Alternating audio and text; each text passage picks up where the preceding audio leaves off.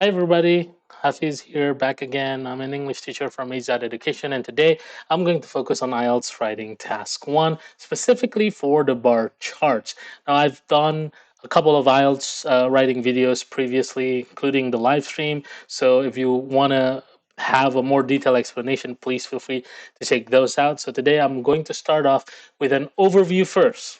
Right, so this video will be just a comprehensive overview, but I'm going to show you a sample question right now so that we can immediately see what how the thought process uh, behind writing task one works, and then in a different video we'll actually look at the sample answer. Right. So for the first information, just so that everybody's on the same page, for IELTS writing task one, this is a summary question. Right? You can already see that it's written here. This is a summary question, so you are told to summarize certain information. That information can come in many different forms, but for today, we're going to focus on just the bar chart. But not to say that the information here will only apply to bar chart, because a lot of them do overlaps in regards to the approach that you can do. Right? Okay, so there are some clear do's and don'ts when it comes to the writing task one. Right, the first do is, of course, plan out, read the charts, make sure that you have a comprehensive understanding of what you're looking at. Right, that's the biggest do that you need to do immediately. And then after that, you plan out what you have found, the main highlights, because that is the main point of the question. Right, you are going to summarize the main highlights and make comparisons where necessary. All right, one of the biggest don'ts that you need to remember is that you should not make up any data, nor should you interpret the data in a way that is not visible from the illustration on the illustration.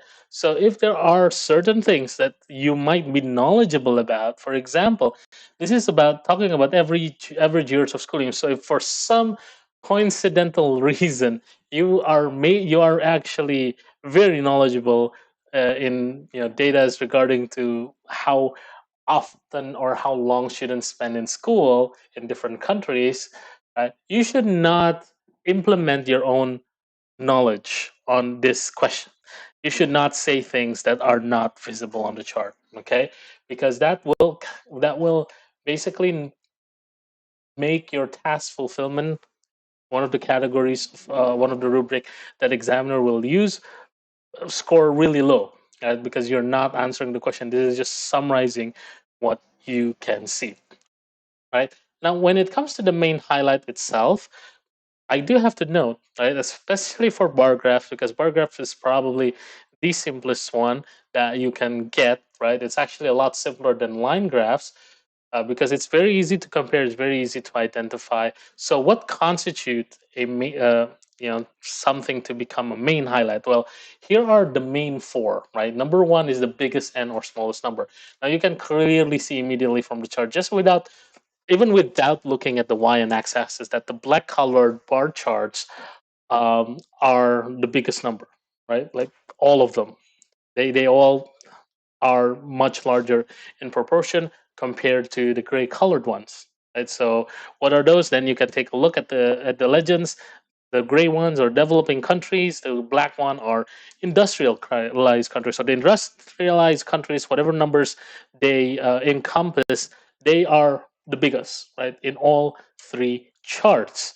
Right, and then the gray one are the smallest. That's the first highlight that you have to point out, of course. And then the second one is the biggest difference.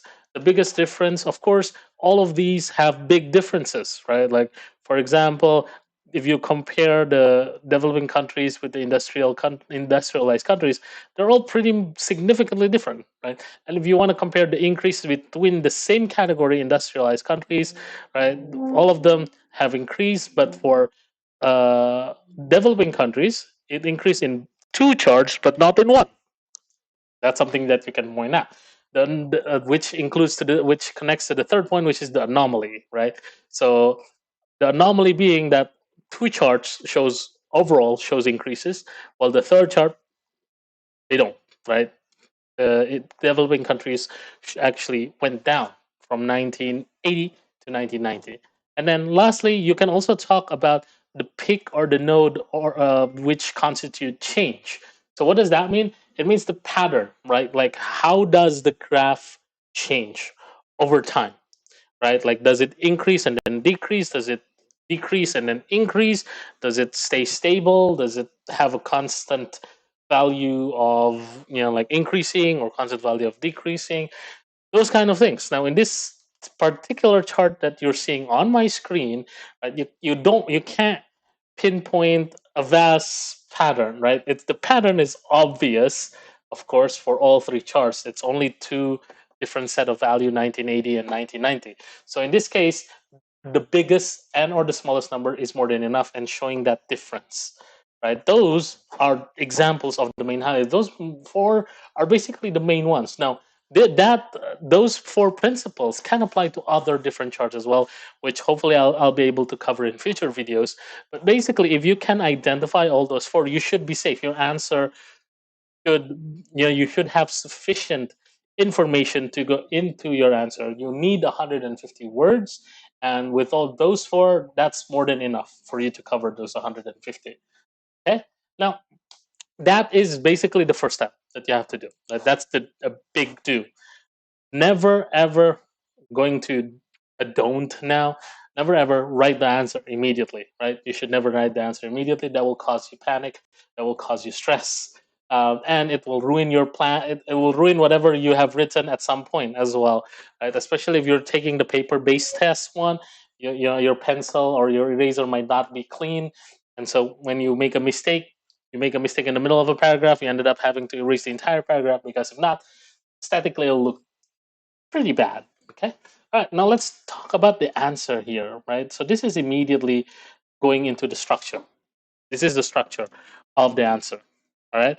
Now, of course, you might find different templates somewhere else, but this is the template that I have come to really like, and this has worked a lot for my students. Right. A lot of my students have scored 7 or beyond, and some have even accomplished an 8 or a 9, a Ben 8 or 9 in writing. Okay, so first things first is paraphrase the chart's intro. Now, when it comes to the IELTS Task 1, you will always get an introduction to the chart, such as this one. The chart below show the levels of participation in education and science in developing and industrial countries in 1980s and 1990s. So that's the part that you have to paraphrase, rewrite it in different structure or different wording, but keep the essence, right?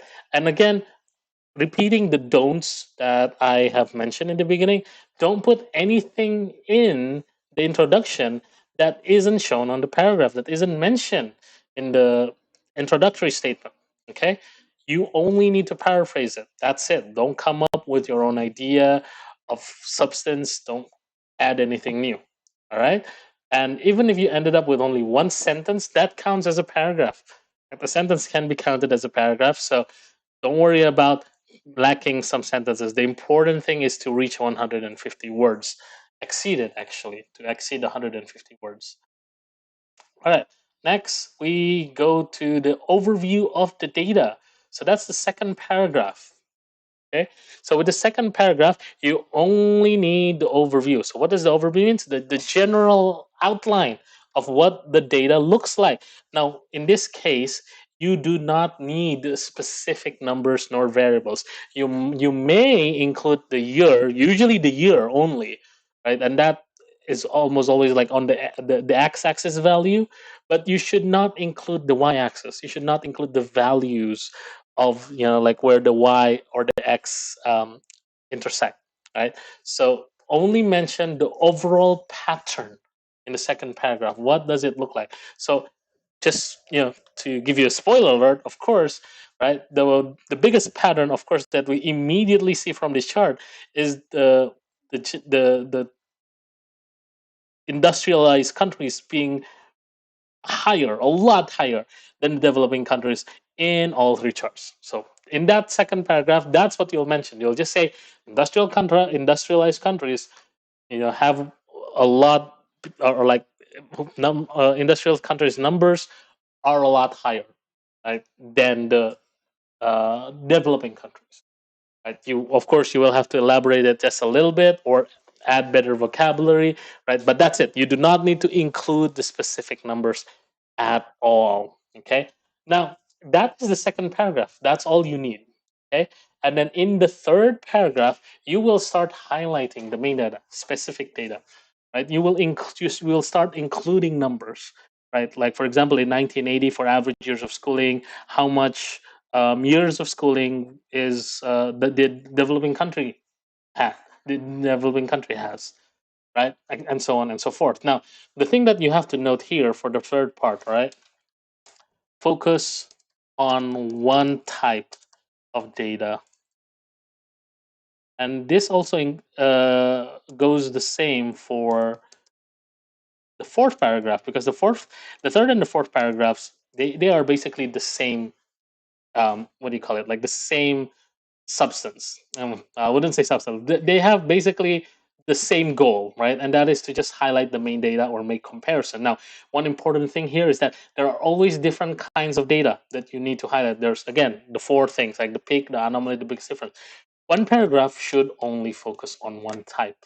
Like for example, in one paragraph, you should not talk about the anomaly and also the biggest difference. Those two should be in separate paragraphs if you're highlighting them. Right? One paragraph should only contain one specific set of pattern.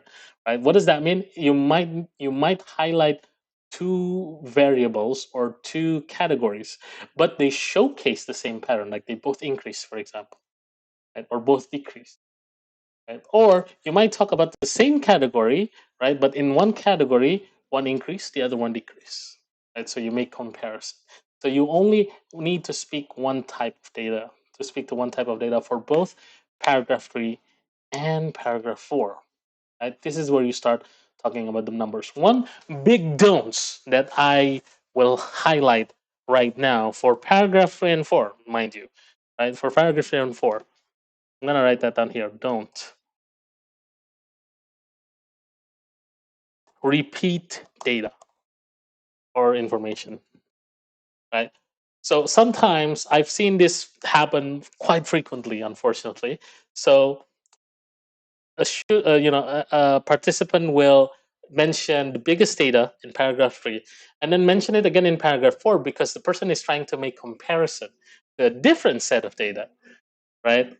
Or sometimes they will repeat the pattern mind you, they are talking about different categories or different components. So for example, they might be talking about average years of schooling and scientist and technician, but they put it in different paragraphs. So in one paragraph they talk about how average years of schooling increases, both increases. In the fourth paragraph they also mention scientists and technicians per 1000 people for industrialized countries also increases.